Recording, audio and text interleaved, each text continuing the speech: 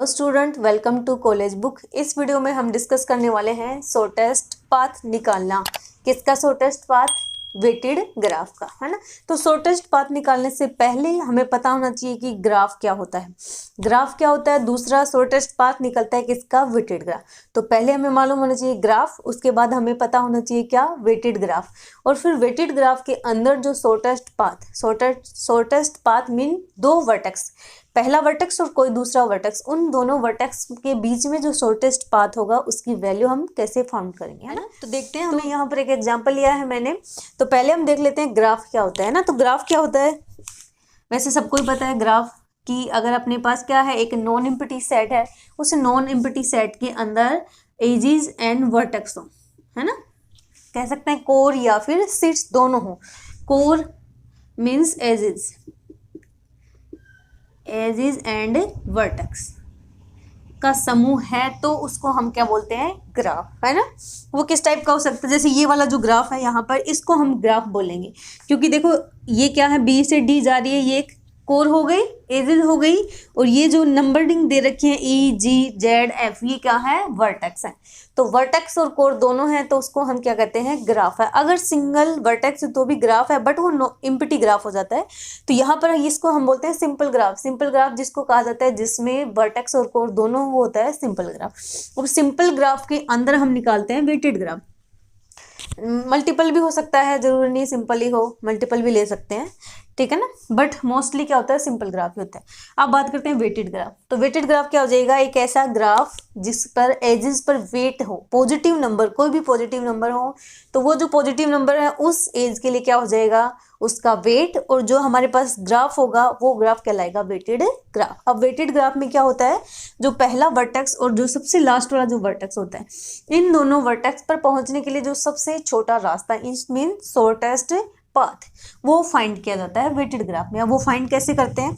तो देखो, सबसे पहले हम क्या करते हैं कि जो फर्स्ट हमारा वर्टेक्स होता है, मानो देखो इसमें A B C D E F G और जेड है, मीन सबसे लास्ट वाला वर्टेक्स जेड है और सबसे पहला वर्टेक्स ए है।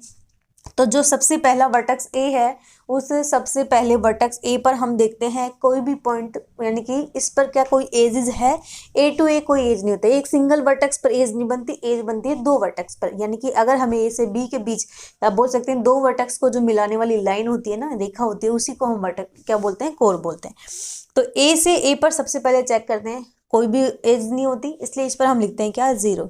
बाकी क्या है, ये ए जब तक स्टेबल नहीं होगा, है ना, जब तक ए को हम स्टेबल नहीं करेंगे हम बाकी वर्टेक्स पर नहीं जा सकते। तो जिन वर्टेक्स पर अपन नहीं जा सकते, यानी कि या फिर ऐसे बोल सकते हैं जिन वर्टेक्स के बीच में एजेस नहीं है, वहां क्या लिखा जाता है? इनफाइनाइट, है ना। तो जैसे ही हमारे फर्स्ट लाइन में क्या हो जाता है, जैसे ही ए जो है स्टेबल हो गया, तो फिर सेकंड कंडीशन में हम चेक करते हैं कि जो स्टेबल पॉइंट हुआ है, जो वर्टेक्स स्टेबल हुआ है, उस वर्टेक्स से डायरेक्ट एजेस कौन कौन से हैं ना, डायरेक्ट जो वर्टेक्स ऐड हुए हैं उनकी वैल्यू चेक करते हैं। जैसे मानो ए स्टेबल हो गया, ए से हम डायरेक्ट बी पे जा सकते हैं, जैसे ही बी स्टेबल हुआ हम सी पे जा सकते हैं। तो जैसे ए से बी गए 4 नंबर से, हम कह सकते हैं कि ये वाली जो कोर है अपने, इस कोर का वेट कितना है? 4 है, और इस कोर का वेट कितना हो गया? 3। तो जब ए से बी गए, क्योंकि जब तक ए स्टेबल हुआ, ए से डायरेक्ट कनेक्ट है बी, और ए से डायरेक्ट कनेक्ट है कौन? सी। तो ए से बी गए हम 4 नंबर से, और ए से सी गए 3 नंबर से। फिर हम देखते हैं कि इन बाकी देखो ये डायरेक्ट जुड़े हैं इसलिए इन तक पहुंच पाए, बाकी किसी भी वर्टेक्स पर हम नहीं जा सकते। तो जिन वर्टेक्स पर हम कोई, यानी कि इस ए से बाकी वर्टेक्स एज नहीं बना रहे हैं ना, ए से एज नहीं बना रहे, इसका मतलब वहां क्या आ जाएगा? इन्फिनिटी। फिर हम चेक करते हैं कि पूरी लाइन के अंदर जो है सबसे छोटा नंबर कौन है। फिर छोटे नंबर को हम क्या करते हैं? स्टेबल करते हैं। छोटा नंबर जैसे ही स्टेबल हो गया, अगली लाइन में हम चेक करेंगे कि उस स्टेबल पॉइंट से कौन कौन से वर्टेक्स जुड़े हैं। फिर हम ऐसे करके छोटे से छोटा रास्ता ढूंढते हैं और ए से जेड तक का शॉर्टेस्ट पाथ निकालते हैं। तो अभी अपन ये क्वेश्चन को करते हैं।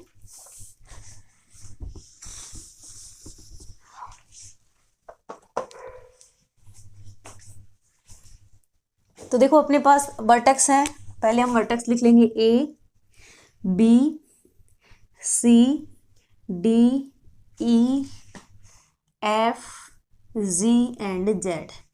जब तक सबसे लास्ट वाले वर्टेक्स पर हम बॉक्स नहीं बनेंगे, इन मीन्स जेड जो वर्टेक्स है वो जब तक स्टेबल नहीं होगा इसकी वैल्यू निकालेंगे। जैसे ही जेड स्टेबल हो गया हमारा शॉर्टेस्ट पाथ की वैल्यू मिल जाएगी।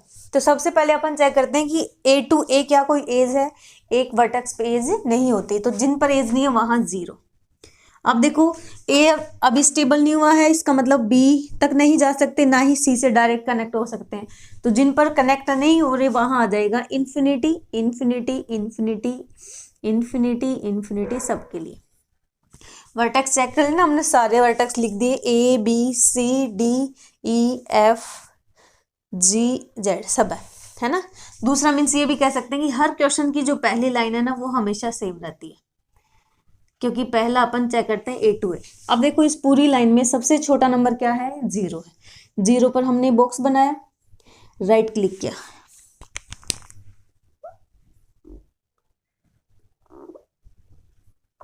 जीरो पर बॉक्स बनाया, राइट क्लिक हुआ, इसका मतलब क्या हो गया कि ए वर्टेक्स यहाँ पर क्या हो गया, स्टेबल हो गया। ए वर्टेक्स स्टेबल हो गया, और जो वर्टेक्स स्टेबल हो गए उसको अपन रिपीट करते हैं, दोबारा नहीं चेक करते। तो मैं 0 को वापस लिख देती हूँ अगली लाइन के लिए, क्योंकि 0 एक बार स्टेबल हो चुका है। अब हम देखते हैं 0 मीन्स जो पहला वर्टेक्स है ये स्टेबल हो गया, पहला वर्टेक्स स्टेबल हो गया। तो देखेंगे इस वर्टेक्स ए से डायरेक्ट कौन सा वर्टेक्स जुड़ा है, बी, यानी कि ए और बी के बीच में कोर बनी है एंड ए और सी के बीच में एजेस बनी है। तो ए से बी गए हम कितने नंबर से, 4 नंबर से। तो यहाँ पर ये नंबर लिख देंगे हम, ए से बी गए 4 नंबर से। अब चेक करेंगे ए से सी कितने नंबर से, 3 नंबर से। आप देखो बी और सी पर अभी बॉक्स नहीं बना है, बी सी पे बॉक्स नहीं बना है, इसका मतलब हम बी और सी के बाद कहीं नहीं जा सकते, यानी कि ए से सी और बी ही जा सकते हैं, बाकी किसी भी वर्टेक्स पर नहीं है। बाकी वर्टेक्स पर नहीं है तो क्या आ जाएगा, इन्फिनिटी इन्फिनिटी इनफाइनाइट इन। आप देखो इस पूरी लाइन में 0 को छोड़ दो, क्योंकि 0 स्टेबल हो चुका है। बाकी सबसे छोटा नंबर कौन सा है, इन सबसे छोटा नंबर अपने पास 3 पे हमने बॉक्स किया, राइट क्लिक किया, मीन्स सी क्या होगा यहाँ पर, स्टेबल। सी स्टेबल हो गया, तो सी से डायरेक्ट कौन कनेक्ट है, देखो सी से डायरेक्ट कनेक्ट है ई, सी से ई के बीच में कोर बनी है एंड एजेज है, सी से डी के बीच में एजेज है एंड सी से बी के बीच में एजेज है। अब हमारे पास यहाँ से सी से हम 3 जगह पे जा सकते हैं, बी पे जा सकते हैं, सी से डी पे जा सकते हैं एंड सी से ई पे जा सकते हैं। सी तक पहुंचने के लिए कितना मिला था हमें, सी तक पहुंचने के लिए था 3। तो सी से जब हम ई गए तो 3 + 6 कितना हो गया, 9। तो 3 से ई गए तो 6 + 9। अगले स्टेप में आ जाएगा अपने पास 0 और 3 तो एज इट इज आ गया। जब हम सी से ई गए तो 6 और 3 ये हो गया, तो ए से सी और सी से जी, जाना हमेशा ए से ही है, काउंटिंग ए से स्टार्ट होगी, नंबरों की एडिंग जो है, क्योंकि सी तक हम आए हैं 3 नंबर से, तो सी से ई गए तो 3 तो ये होल्ड कर रहा है और 6 ये कितना हो गए, 9। तो ई के पास आ गया कितना, 9। सी से हम क्या जा सकते हैं, सी से डी जा सकते हैं। तो सी पर 3 था, सी तक आने के लिए हमें 3 नंबर बस मिली, ये कह सकते हैं। अब हमें सी से डी जाना है तो ये 3 नंबर बस, तो टोटल कितनी बस हो गई, 3 + 3 6। तो यहाँ पर डी कितना आ गया, 6 हो गया। अब देखो बी पर देखो 2 रास्ते हो गए अपने पास, एक तो हम बी से डायरेक्ट ये जा सकते हैं, दूसरा हम जा सकते हैं ए से सी और सी से बी। सी तो 3 और 3, 3 2 5, और पहले से कितना है, 4। देखो अगर 2 वर्टेक्स पर पहुंचने के लिए हमारे पास 2 पाथ हैं, है ना, 2 पाथ हैं, तो दोनों पाथों में जिसका नंबर छोटा होता है वही लिखा जाता है। अब यहाँ से बी पर जाने के लिए हमारे पास पहला पाथ है डायरेक्ट ए से बी चले जाओ, दूसरा पाथ हम ए से सी जाएं और सी से बी जाएं। बट जब हम ए से सी से बी जा रहे हैं तो 5 नंबर से जा रहे हैं, और हम डायरेक्ट ए से बी जा रहे हैं तो 4 नंबर से। तो 4 और 5 2 पाथ हैं, बट जो छोटा पाथ होता है ना वो लिखा जाता है। तो यहाँ पर 4 छोटा पाथ है, तो 4 यानी कि 4 वापस आ जाएगा। बाकी हम किसी भी वर्टेक्स पर नहीं है, किसी भी वर्टेक्स के लिए अभी अपन को पाथ नहीं मिला है, पाथ नहीं मिला तो इन्फिनिटी। अब देखो इस लाइन में सबसे छोटा नंबर क्या हो गया, इस लाइन में सबसे छोटा नंबर अपने पास क्या, 4। तो 4 पे हमने बॉक्स किया, 4 स्टेबल हो गया। अब जो वर्टेक्स स्टेबल हो जाता है, जैसे ही जो वर्टेक्स स्टेबल होता है ना वहीं से अपन डायरेक्ट कनेक्ट करते हैं। अब देखो यहाँ पर बी स्टेबल हुआ है, तो बी से हम चेक करेंगे कि डायरेक्ट कौन कौन से वर्टेक्स कनेक्ट हैं। तो जो, और दूसरी चीज, जो वर्टेक्स स्टेबल हो गए उनको दोबारा नहीं चेक करना, रिपीट करना, बस 4 रिपीट हो जाएगा, 3 रिपीट हो जाएगा। अब हम देखते हैं कि बी से डायरेक्ट कौन कौन से वर्टेक्स कनेक्टेड है। तो देखो बी से सी कनेक्ट है, बट सी स्टेबल हो चुका है, तो अब सी को नहीं देखेंगे अपन, है ना। बी से हम देखेंगे डी जा सकते हैं, बस बी से एक ही है, बी स्टेबल हुआ तो बी से ओनली डी पे जा सकते हैं, और डी पे ऑलरेडी हम कहाँ से जा रहे थे, सी से भी जा रहे थे। तो यहाँ हम क्या करेंगे, जब बी से डी गए हम, तो देखो बी पर आने के लिए कितना नंबर था, 4 नंबर, और बी से डी गए तो 5, तो 4 और 5 9। और हमारे पास ऑलरेडी डी पे कितना है, डी पर हमारे पास है 6। मीन्स डी पर जाने के लिए 2 पाथ हैं। पहला पाथ ए से बी जाओ, बी से डी जाओ। ए से बी, बी से डी गए तो 9 नंबर आ रहे हैं, और जब हम ए से सी और सी से डी जा रहे हैं तो 6 नंबर आ रहे हैं। 2 पाथ हैं, एक पाथ का नंबर है 9 और दूसरे पाथ का नंबर है 6। तो हमेशा जो छोटा पाथ है वो लिखा जाएगा। तो ऑलरेडी हमारे पास 6 छोटा है 9 से, तो यहाँ पहले से 6 लिखा हुआ है, तो इसी 6 को हम वापस लिख देंगे 6। अब देखो ई पे ऑलरेडी हमारे पास कितना नंबर है, 639 है ना, और दूसरा पाथ नहीं है, सिर्फ अभी तो एक ही पाथ है कि ए से सी और सी से ई 6, तो ये वो 9 आ गया। बाकी वर्टेक्स के लिए पाथ नहीं है, क्योंकि बी स्टेबल हुआ था, बी से सिर्फ एक ही जगह जा पा रहे हैं, कहाँ पर, बी से डायरेक्ट कौन कनेक्ट है, डी। तो बाकियों पर अभी पाथ नहीं मिला, तो इन्फिनिटी, इनफाइनाइट, इनफाइनाइट। इस लाइन में जो स्टेबल हो गए, उनके अलावा जो नंबर बचे हैं 5, इनमें सबसे छोटा कौन है, इनमें सबसे छोटा है क्या, 6। 2 ही नंबर है, तो यहां से आ जाएगा अपने पास 6। मीन्स कौन सा स्टेबल हो गया, डी वर्टेक्स क्या हो गया, स्टेबल। डी वर्टेक्स स्टेबल हो गया, तो हम चेक करेंगे, पहले इनको वापस लिख लेते हैं रिपीट करके। 0 4 3 6। डी स्टेबल हुआ है, डी से डायरेक्ट देखो ई पर जा सकते हैं। डी से कनेक्ट है कौन, एफ। डी से 2 वर्टेक्स कनेक्टेड है, कौन कौन से, ई एंड एफ। अब देखो ई पर ऑलरेडी कितना नंबर लिखा है हमारे पास, ई पर ऑलरेडी 9 लिखा। अब हम चेक करते हैं क्या ई पर जो दूसरा पाथ मिला है वो 9 से छोटा है। तो डी पर जा रहे हैं हम कितने नंबर से, 6 नंबर से, क्योंकि अभी भी डी स्टेबल हुआ है 6 नंबर पे। तो डी से जब ई गए कितना नंबर, 1, और डी पर आने के लिए कितने नंबर लगे थे, ए से सी, सी से डी और डी से ई। 3 3 और 1 कितना हो गया, 7। और यहाँ पर कितना लिखा है, 9, यानी कि एक पाथ है हमारे पास 7 नंबर का और दूसरा पाथ कितना है, 9 नंबर का। तो दोनों में से जो छोटा नंबर है वो लिखा जाएगा। तो छोटा नंबर कितना आ गया, 7। तो 9 से छोटा मिल गया हमें 7।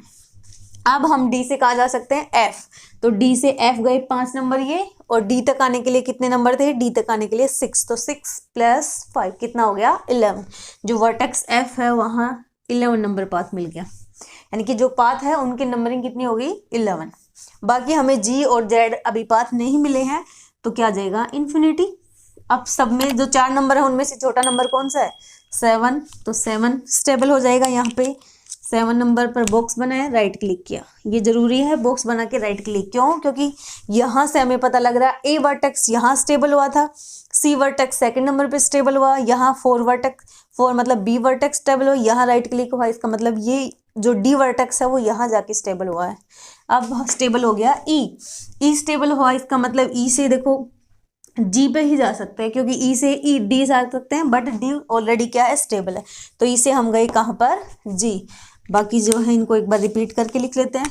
0 4 3 6 7 हम गए एफ पे ऑलरेडी अपने पास 11 नंबर हो, और एक ही पाथ मिला है अभी एफ के लिए, तो 11 नंबर वाला ही पाथ है, क्योंकि ई स्टेबल हुआ है, बट ई से हम कहाँ जा रहे हैं, जी। ओनली एक ही वर्टेक्स पर कनेक्ट हो रहे हैं।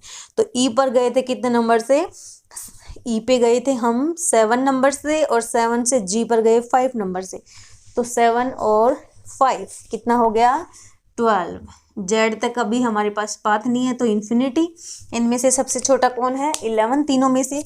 तो 11 को हमने बॉक्स किया, राइट क्लिक किया, यहाँ पर एफ स्टेबल हो गया। एफ स्टेबल हुआ, इसका मतलब एफ से हम 2 रास्ते, एफ से देखो जी कनेक्ट है और एफ से जेड भी कनेक्ट है। तो एफ पर आए कितने नंबर से, 11 नंबर से। तो एफ से हम जी जाएंगे, तो 11 2 कितना, 13। और बट जी पर ऑलरेडी कितना है अपने पास, 12। तो 12 और 13 में से छोटा कौन है, 12 छोटा है, तो यहाँ पर कितना आ जाएगा, 12 ही रह जाएगा। 0 4 3 6 7 और 11। अब यहाँ पर 12 ही है। देखो हमें जी तक आने के लिए 2 पाथ मिल गए। एक पाथ है ए से सी, सी से कहाँ गए, ई से, सॉरी ए से हम गए थे सी, और सी से हम गए थे डी, डी से हम आए ई से आए जी, जिसकी वैल्यू कितनी है, 12। अगर हम देखें डी से एफ और एफ से ये, तो ये 13 बन रहा है, अपने पास वैल्यू बड़ी आ रही है, तो हम 12 ही वापस लिख देंगे। और जेड पे जा सकते हैं, क्योंकि एफ स्टेबल हो गया, एफ पर हम आ रहे थे किसने 11 नंबर से, जब एफ से हम जेड गए तो कितने हो गए 18, तो इसके लिए 18 नंबर का पाथ मिल गया। दोनों में से छोटा कौन है 12, तो 12 पर बॉक्स किया, राइट क्लिक। अब देखो जी स्टेबल हो गया तो जी से हम सीधा लिख देंगे जेड, और वैसे भी अब एक ही नंबर बचा है अपने पास लास्ट जिस नंबर पर बॉक्स बनेगा वही आंसर होगा। तो देखो जी से हम जा सकते हैं सीधा क्या जेड, जी से जेड गए तो पहले से ही जी पर आए थे 12 नंबर से, और 12 + 4 करेंगे तो 16, तो यहाँ से आ जाएगा क्या 16 आंसर आ गया, क्योंकि लास्ट बॉक्स यही है अपने पास। तो लास्ट नंबर जो लास्ट वर्टेक्स होगा, देखो लास्ट वाले वर्टेक्स पर जिस भी नंबर पर बॉक्स बना वही क्या होगा हमारा उस ए से जेड तक पहुंचने के पाथ, यानी कि 16 नंबर का पाथ हमें मिल गया। यहाँ से वो पाथ कैसे मिला, हम क्या गए ए से आए थे सी, ये लिखना जरूर, ए से सी से गए थे डी से हम आए ई, और ई से जी, और जी से जेड, कितना हुआ 16, 3 3 6, 3 + 6 7 12 और प्लस का 4 16। तो ये था किसी भी वेटेड ग्राफ के अंदर शॉर्टेस्ट पाथ फॉर्मूला। तो वीडियो अगर आपको अच्छा लगा हो तो वीडियो को लाइक शेयर और चैनल को सब्सक्राइब और बेल आइकन को क्लिक करना ताकि आने वाले हर वीडियो के नोटिफिकेशन आपको मिले। Thank you for watching.